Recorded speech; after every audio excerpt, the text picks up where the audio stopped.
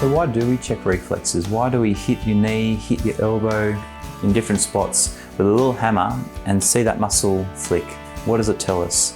And it's something that we do every day, and I often forget that people think, what does this achieve? It's a great tool, and it gives us a lot of information about how well the nerves in that area are working. So sometimes a reflex might be subdued, where it's not firing enough. Sometimes it might be what's known as hyperreflexive, where it fires too much. And if it's just right and it's symmetrical, that's what we're after. What it tells us is if there's compression on a nerve in a certain area.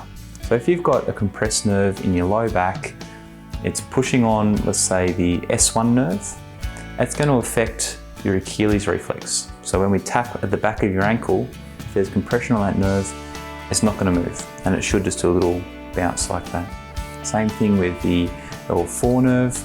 We tap the knee or the patella reflex, and we should see, that's the classic one you see in people's knee that kicks out in front of them. And that's a normal response as well. If it's got compression on it, it doesn't move. And if there's issues further up the spinal cord, in areas that nerve keeps going up into the brain, then it's going to have a different response. So we call this an upper motor neuron lesion, where there might be compression, say in the spinal cord, or an issue up in the brain. If that nerve is getting irritated up higher, we get a really increased reflex, and you see cartoons of people hitting the knee and kicking people for 6.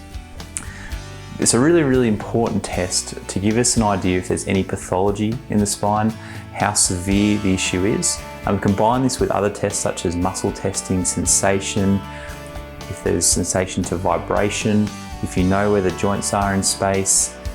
All these things give us another aspect of different parts of this nerve that are either working well or not working. And from here we can give you an accurate diagnosis as to exactly where the problem is and what's causing it, how severe it is, if it's something we can help, and then what we need to do to get it under control if we can help, how long it's going to take to get better, ultimately what's the long-term prognosis for you.